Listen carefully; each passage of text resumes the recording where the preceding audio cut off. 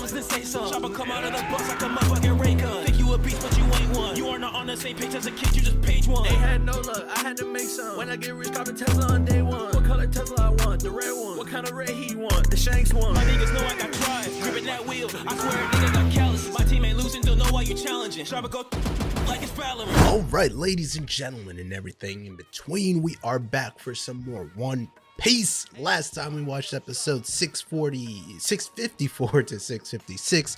Today we'll be watching episode 657 to 660. Nice and 4 episodes for y'all, because you know we gotta even it up. Now, in the last video, which was quite a while ago, I apologize for the lack of One Piece last week or two. You know, I wanted to really binge out the other two shows on the channel, Cowboy Bebop and Haikyuu season 2, because those have been on the channel for so long. I need to give them some love, you know what I mean? One Piece has been getting a lot of love, and unfortunately other shows on the channel have been suffering because of that and been on the channel for so long. Cowboy Bebop and Haikyuu season 2 are now complete, and we'll be having shows replace those momentarily. If you would like to actually vote on the new series to replace Cowboy Bebop, actually Haikyuu season 2 is of course getting replaced by season 3, but Cowboy Bebop will be replaced by another short series. I'll have the link down in the description below if you guys would like to vote on that. Not entirely sure what I'm going to put on the list just yet. I know it's going to be like Death Note and Tokyo Revengers and Samurai Champloo and some other shit like that. You know, shorter shows that are good and, you know, people will probably want to watch alongside with me. So if you guys like to vote on that, link will be down in the description. It takes you over to straw poll and you'll be able to vote on the show you'd like to see replace Cowboy Bebop. Now, back into the One Piece grind. Last time, of course, we watched episode 654 to 656, and in those episodes we got some crazy developments, we got some crazy stuff done, a bit more pacing as far as this arc is concerned. First and foremost, we got to see Law basically steal like Caesar, and it was hilarious because that man is being treated like cargo at this point. He's like luggage, like, get this boy out of here, this damn clown. And Doflamingo, hot on his trails, basically is just he snapped. He's had enough of this shit, bro. They thought he had him. Fujitora thought he had him, and I don't even know what's going on with Fujitora at this point. I think he decided to leave. He said, you know what, I'm done with this shit, bro. I don't get paid enough for this. I know I'm an admiral now, but shit, bro, we gotta bounce up out of here. Law finally was able to meet up with the crew, or you know, the fragmented crew at this point. I believe it's Nami, Brook, Chopper, and Momo that are currently on the ship right now. He's able to get Caesar onto the ship while trying to hold back Doflamingo. Unable to do that, Doflamingo chasing after the crew, and of course my boy Sanji, was being led with Violet, decided to hop in. I don't think Violet was actually with them, but she was able to tell him where the ship was. Sanji coming in with the flaming feet. You already know he can just spontaneously combust because it's Sanji. Why couldn't he? The flames of love and passion just burning within him. So of course he decided to head up with Doflamingo. Not for too long though. Of course Doflamingo is way out of Sanji's league, unfortunately, and he kind of got rocked by Doflamingo. But of course we still had Law there, who was another warlord, and I'm sure could keep up with Doflamingo, able to hold him off for long enough for the crew to escape with Caesar. I believe the plan now is for them to split up and for that part of the group to head over to Zhao or Zhou, Z-O-U. I believe they pronounced it Zhou. Caesar and Law facing off on the bridge, and it seems as though there is a bit of a, you know, deeper meaning to the past with Law and Doflamingo's relationship, considering Law used to be on his crew, but we don't know exactly what's going on there. But maybe it might make Law flustered, because, you know, he's normally a very cool individual, as I like to say, very cool indeed, calm, cool, and collected. But who knows what this rivalry or this disdain or this hatred between the two might bring upon Law's emotions. It might make him slip up, you know. That's a pretty common thing in this anime. But who should we focus on next? I think the only other group at this point is Luffy, Zoro, and Kinemon have just finally made it over to the Gladiator Tower, with my boy Bart over here gushing over Zoro like the fanboy that he is, taking forever to relay Zoro's message to Luffy because he was just crying at the fact that he got to meet Zoro. He knew him immediately. These disguises are trash. They're worse than Marvel disguise. Y'all ever seen a Marvel movie that's trash disguise? They just got the hat and the sunglasses. That's it. They just be putting on mustaches and they think they cool. Like, no, bro, you know exactly who you are. Bart was able to tell immediately who that was, and he finally was able to get home and get his stuff together and go ahead and tell Luffy what's going on with that. Luffy down the Gladiator dungeon. We got to see a really dark flashback with Doflamingo. I think one of the ways that these shows love to make people look like savage in the quickest way possible is just to show them licking blood. Like, that's the creepiest thing you can have one of these characters do. It's like on some Orochimaru shit. Like, Doflamingo cut someone up, someone's blood went on his face and he licked him up. Pause, but Jesus Christ, like, Doflamingo is another type of savage, it seems. He was like torturing people in order for them to perform better in the gladiator matches that he is holding them prisoner and forcing them to be. And he's like, bro, get cut up, put on a show. I know I'm not paying you, but perform. Like, this guy's crazy.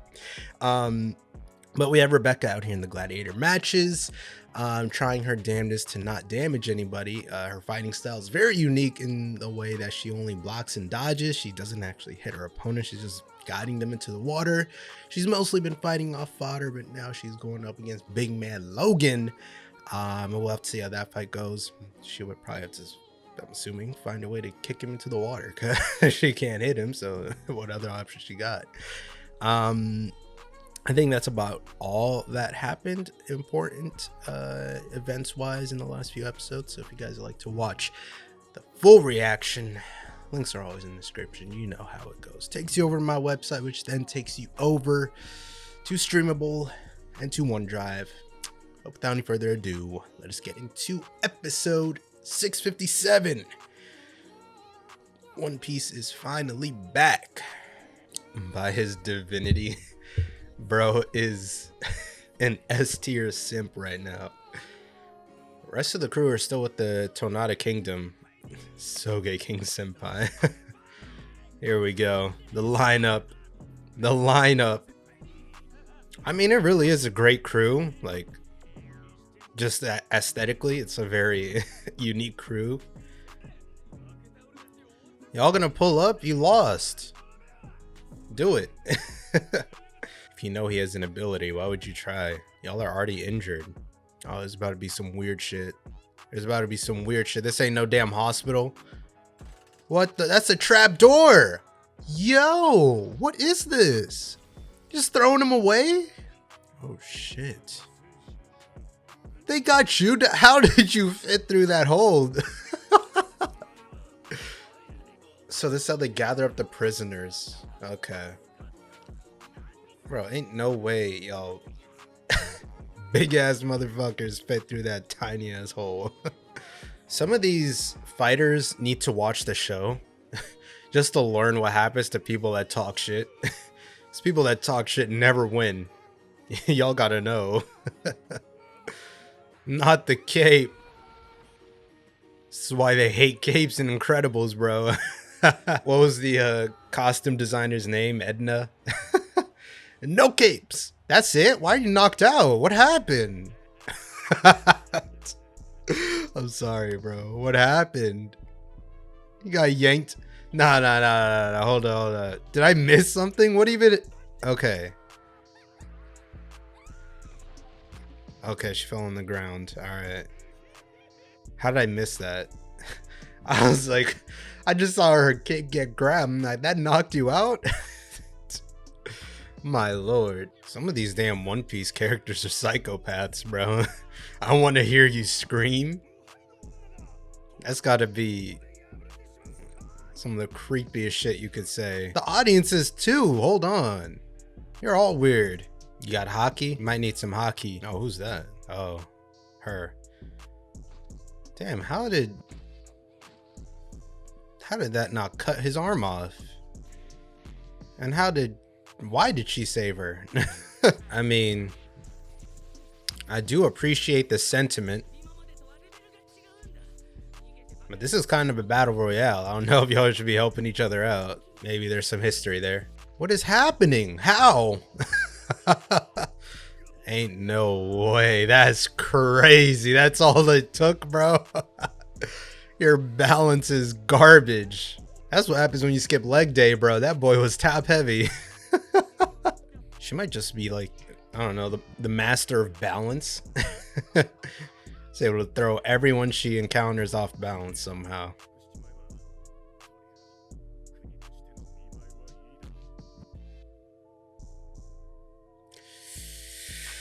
Oh, hold up. We getting some more real world parallels. You know, One Piece loves to do that. Make the country look good on the outside and hide the trash on the inside. I ain't finna get too political, but we know there are countries that actually do that shit. Let's just leave all the good shit on the outside for the world to see, but when people disobey and start speaking out of term, where are they? Where do they get put? I guarantee you he busted a fat nut right there.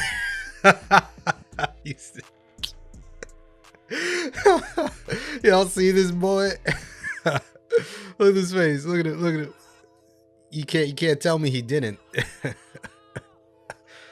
What the fuck is that? That boy need to change his clothes. Oh Lord. But man, One Piece really loves doing that shit, Oda. Like, and I feel like every time he does something like this, the comparison gets crazier and crazier as far as how outlandish and fantastical and fictional the world is, and then the parallels that he's able to connect to the real world. It's like every time he does that, like the circumstances get crazier and crazier, and you know, I always forget that he's able to pull that shit off. But like for example, let's take Alabasta for example. So I think Arlong Park was it did tackle the you know, fishman to human racism and the obvious parallels to real world racism, but I think they went much deeper into that in the actual Fishman Island arc. But like Alabasta, I think was a really good one as far as, you know, real world parallels with you know, government covering up secrets and stuff like that, especially with Luffy being Crocodile, and then Smoker's like, why are you guys covering this up and making it look like this, blah blah blah. We know what happened with that. And on top of that, you know, the government or secret spy syndicates and all that shit.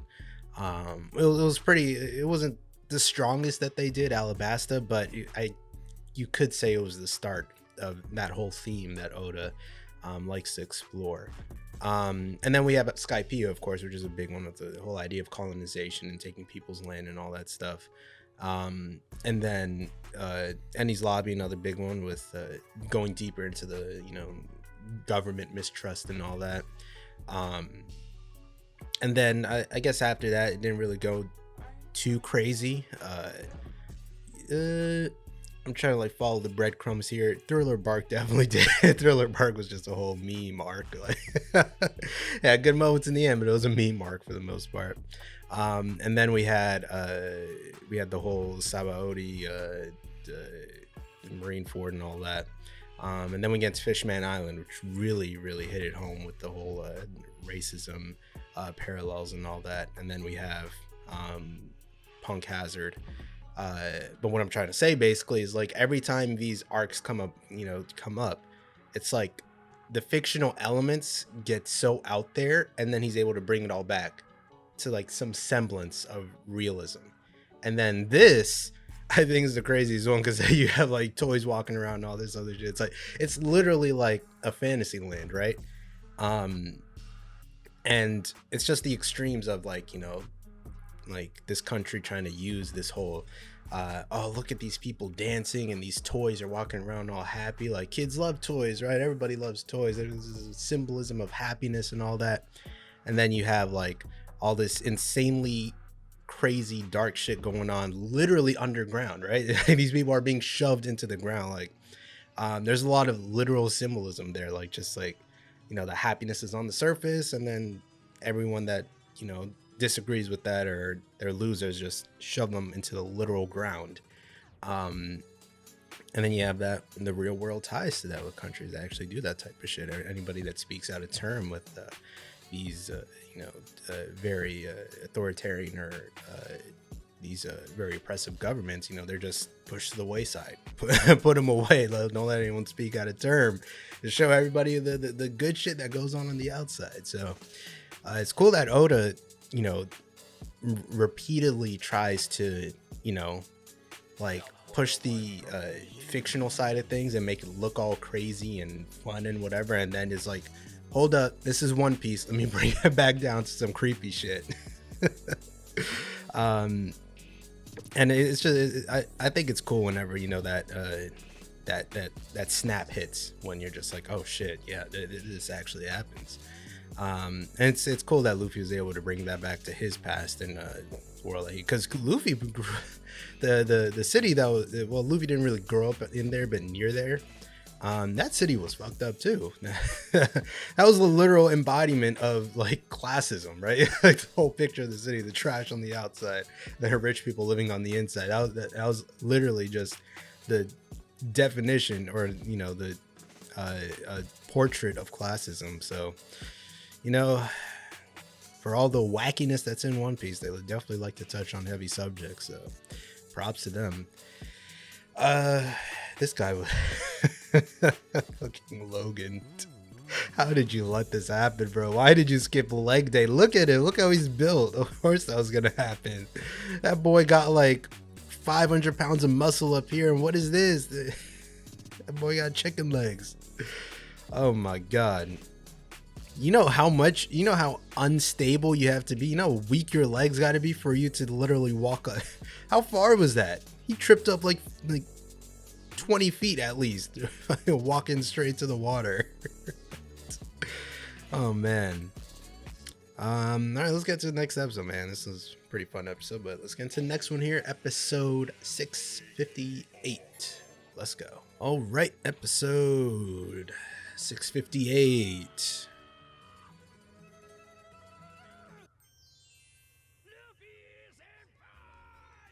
What is that? Are you Boa Hancock? Why are you imagining him like that? Take off the mask. Oh.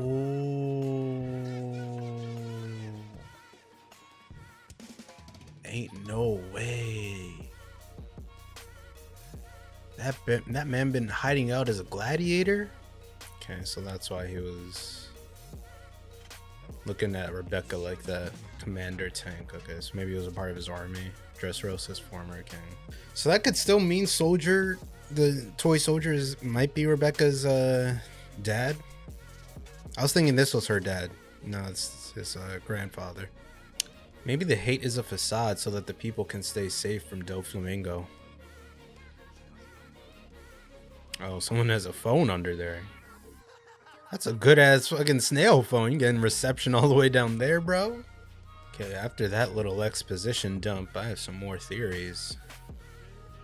Oh, okay, this guy Treble. Oh, he can turn them into toys? No. Okay, now I'm confused again. Okay, wait. Mid-credits, hold up.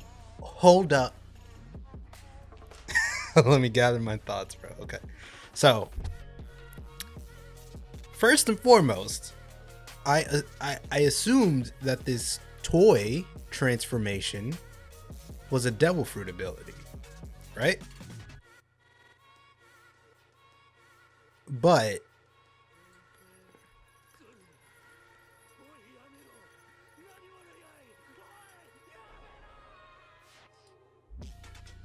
Okay, so then what? I thought he had something else. I thought he had another devil fruit. What is this shit? Is this just something he could do? I thought this was a part of his devil fruit. This sticky stuff in his nose always dripping. I thought he had like the sticky fruit, or like the snot fruit. But he can also turn them into toys, or is the toy transformation not a devil fruit? Is it something like... Wow, okay, so now that he got turned into a toy, is his family gonna forget about him? Is everyone like, how does that shit work? Because the families of the other toys were forgotten, right? Like the kid had a dad and the wife had a husband, but after he got turned into a toy, they just forgot about him. He's like, I don't have a dad. I don't know who that is. So, that is fucked. And it looked like he's still in there, but the toy is just sort of following the command like a robot, and he's just sort of like living in it involuntarily. And he said because they're strong, they're going to be harder to break. Is that why they be stealing shit? Damn, so they just been grabbing reparations for the past 800 years. They said, hey bro, y'all been fucking with us. I'm her father? Uncle? Okay, Rebecca's father. Alright. There it is. Alright. So I guess essentially the that little conversation he had with the dog, I guess foreshadowed that, because the dog was in the same situation, right? He was forgotten by his family, but he still sticks around as a sort of pet or whatever, a friend, so that he could watch over them, because that's his kid and that's his wife, so he wants to stay by them even if they don't remember. So seems as though Soldier put his insert himself back into the family, even though they couldn't remember him because he was turned into a toy. And of all this, the horrible shit that goes on in Dressrosa, I think that's one of the saddest and the worst that they've introduced. The sort of idea that your family doesn't remember you, but you're still trying to fight your way back into the fold and, try to protect them. So that's big respect. That is big respect. Because even though she doesn't remember him, neither of them remembered him, he still brought himself back into their life. And it's messed up, but he still got to be a father for her, right? He was able to protect her and train her and all that.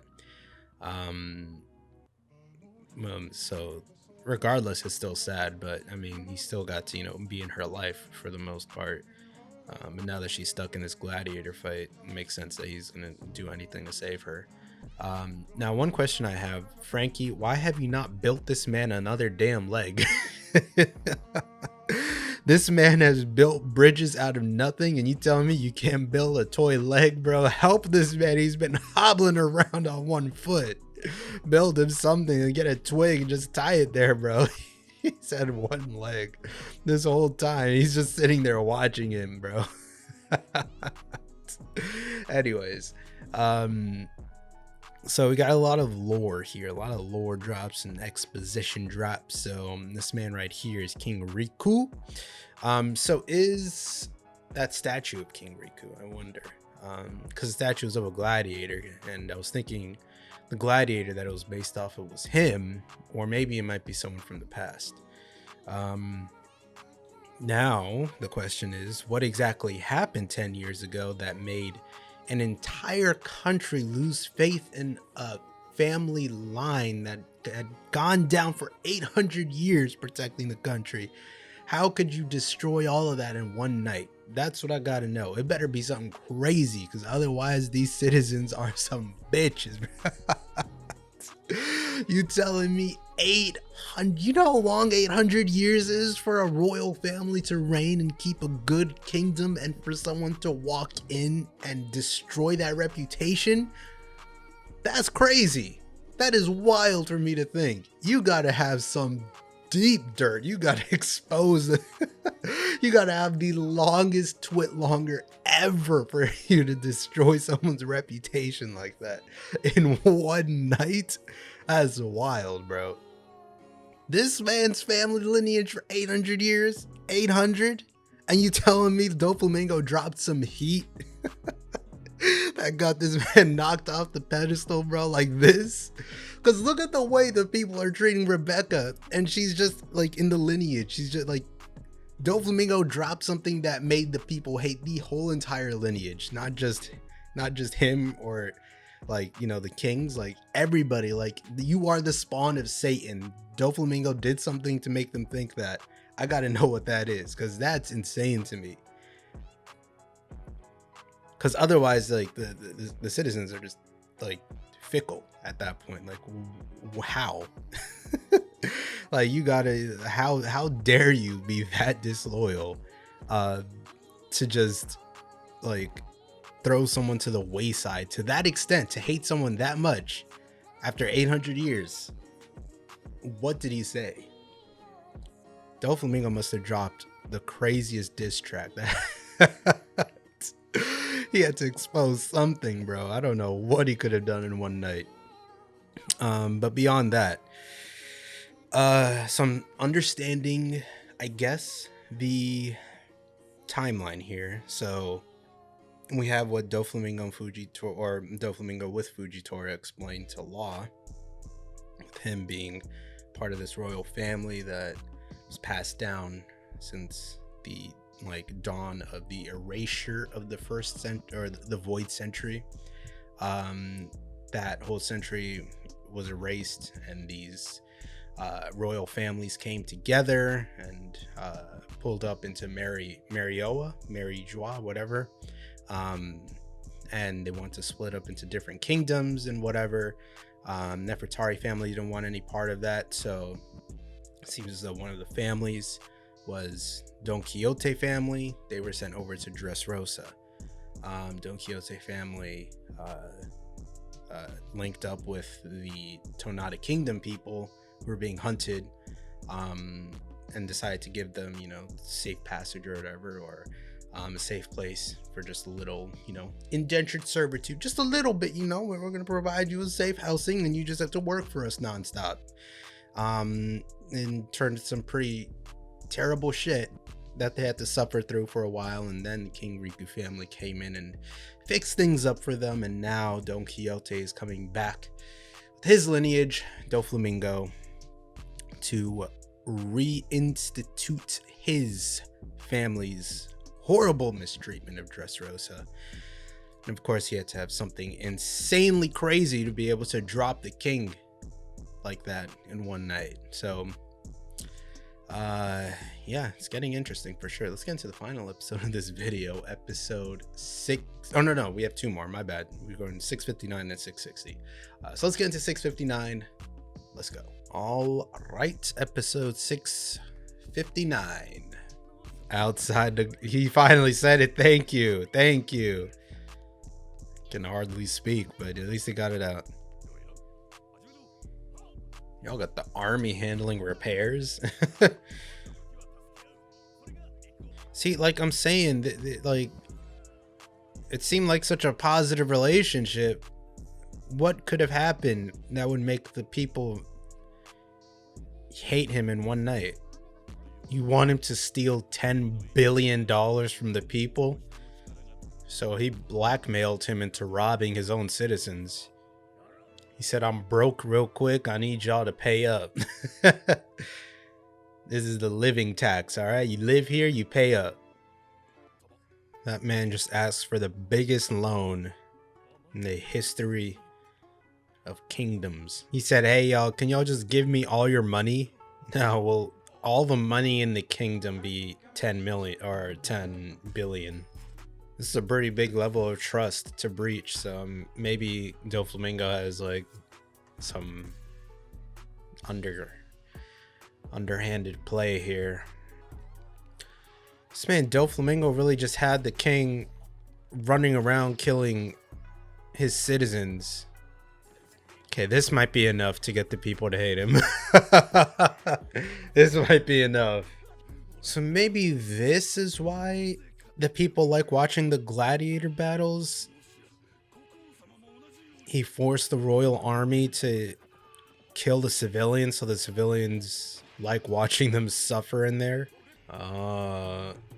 So is that why he had all the citizens gather up all of their money so that he could just burn it all in one go, and they'd be bleeding and have family members dead and all their money burned and their city destroyed, so they'll be at the literal pits of despair because of the king and the rulers, and then he comes in like, I am your savior. That makes sense. That is a demented way to take over a country. But if anyone's gonna think of it, it's Doflamingo, goddamn Don Quixote. What is the reason for this young Don Quixote? How dare you? He was a good man. He was such a good person, bro. Man. I mean, that makes sense. Shit. You know what? I didn't really think the reason could have gone this far. But it went this far. And again, One Piece proves me wrong. And my expectations for this show go all over the place, but somehow Oda manages to continuously prove me wrong. So this is how the citizens essentially have bitterness and hate and disdain towards the King Riku family. Makes sense. Makes sense. I don't blame them. I do not blame them at all. Wow. And it seems as though it's mostly the soldiers, the original royal guard, that are fighting in the gladiator matches. So it makes sense that the citizens would, and it's also people that go up against Doflamingo, right? People that speak out against Doflamingo. So people that are like that, it makes sense. People want to watch them fight to the death in a ring. But they're also mentioning Monet, so I wonder if the next episode will have her enter and do some shit too. Let's get to the final episode of this video, episode 660. Let's go. All right, episode 660.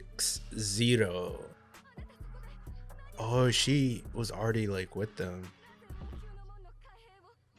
Ooh, he had people undercover. Princess Viola. So Viola is Rebecca's auntie? What I was thinking at first was Doflamingo actually revealed something about him that was crazy and made him lose trust. But he just sort of forced the trust out of it. Extremely. This is very hard-handed. I thought it was going to be more I guess it would take a while to set up something like that, though. Set up some type of conspiracy or something like that, or a rumor. Not the child. They showed a child dead. Yeah, that'd do it. That would get a country to hate you, I would assume. Really brought this country down to its knees in one night. He made this country his bitch, bro. My God. He said, let me show y'all how to topple a government. How to topple a whole kingdom in a single night. Okay. Yeah, that's what, because it sounded really close to Violet. I almost thought it was Violet for a second. Okay. So Violet is King Riku's daughter. Oh. Sanji fell in love with a princess. Once again. This time he might actually have a chance with her. Hey, stop yelling their names. He's all loud and shit, bro. We're kind of undercover here. You're just yelling out my name. That is such a tragic ability, bro. Just the fact that everything about it being turned into a toy and being forced to live in this shell, and then you can't control a lot of your actions and being forgotten by your family and your friends. Wow. And Soldier saying a lot of his friends that got turned into toys, he's also forgotten as well. So Jesus. King Riku's whole backstory is tragic as well. It's very, very, very depressing. Just that seems to be a common theme with Doflamingo and everyone around him. You just like this inability to control your actions through the string and through the toys. It's like he's forcing you to commit these tragedies in your own body in a way, and it's just like the worst imaginable thing. Like, you can't control yourself, and I just feel like that's like the most torturous thing you could one of the most torturous things you could do. Someone is forcing them to do shit that they don't want to do in the first place. When I first heard Viola's name, I thought of Violet, but yeah, I was just like, wait, that's not Violet, that's Viola. Wait, it is Violet. Why does the name sound familiar? I was like thinking back to. She also looks really different here. I think her hair is longer now. About 10 years into the future, or well, this is 10 years in the past, but you know what I mean. But yeah, I could see why she's fighting so hard now at this point. Because it was kind of ridiculous for me that Sanji was able to convince her, but she has her pretty strong motives at this point. So someone like Sanji coming in saying you could help her out, probably she'd be willing to, at least. So the bulk of the people that trust in Doflamingo are the citizens because of what happened with King Riku. A lot of people that are close by King Riku, soldiers and his family and all that, know what really happened, what went down. So I think that's enough of a fighting force for them to go up against Doflamingo, especially if they can free the toys. Now, my first thought for that is, will defeating Treble free the toys? Because that's sort of how devil fruits work, right? Once the person is defeated, whatever their devil fruit is doing is deactivated. We saw that with what was that simp's name in Fishman Island? Wow, I'm forgetting his name. The dude that was with Hody and then against Hody, and he was trying to get the mermaid princess, Shirahoshi. Yeah, I forgot his name, but screw that guy anyway. But his ability with the target fruit, I remember his devil fruit name. I don't even remember his name. His ability to target fruit was able to he could target anybody with his hands. And you like touch someone with one hand and he throw it with another, and then whatever he throws will automatically hit them. But when he did it with the big ass ship and he was defeated, it was deactivated, but the ship kept falling. So maybe this works in a similar way. These sort of devil fruits, they're paramecia, but you know, they sort of have like this sort of activation thing. There aren't too many devil fruits like that, I don't think. Or somebody sort of activates something, and then if they're knocked out, it deactivates. Because that's the same conversation with that guy's devil fruit. I did a quick scroll through the notes. So the guy's name was Vanderdecken, first of all. So people with devil fruits that, you know, are activated and deactivated, we have Vanderdecken, of course, and this dude Treble. I'm assuming if he has this toy devil fruit. We also have Young Bone Clay, Mr. 2, ultimate sacrificial individual, of course. Always pay your respects to Mr. 2. That man is the reason why we were able to make it out of Impel Down and even Alabasta. But his devil fruit was sort of activate kind of thing. You know, you touch his face and he was able to transform into people. We also have Foxy, kind of. And there are definitely a couple more out there with paramecia devil fruits that are activated and deactivated like that. But if those people are knocked out, like, I don't remember Mr. 2 ever getting knocked out. If he would change back into his original form, if he was transformed to someone knocked out, would he turn back? But if the army's plan is to take out Treble to turn all the toy soldiers back into real people, or just the toys back into real people, then would that actually work? I wonder if that's even their plan. Beyond that, you know, we have to destroy the Smile Factory, of course, and how are the people going to prove or how are they going to prove to the people that King Riku was controlled, short of just tricking Doflamingo into announcing it on like a transponder snail while they're talking or some shit. Yeah, they could probably do that somehow. I could see that happening for sure. That's probably the easiest way to do it. But yeah, this whole country has such a tragic backstory for sure. I think this is probably one of the most tragic countries we've seen in this series. Makes sense, being the first like big civilization that we've seen within the New World. It's gonna have some next level tragedy behind its upbringing. You know, it's pretty close to, I think Skypiea is a close second as far as, you know, a group of people that were sort of forced into such horrible situations. Dressrosa, I think, is on a much bigger scale than Skypiea. But that does it for this one. That's 4 episodes down, ladies and gentlemen. Next time we'll be watching episodes 661 to 663. But that does it for this video. Hopefully you guys enjoyed these episodes just as much as I did, and I hope to see you all in the next one. Peace.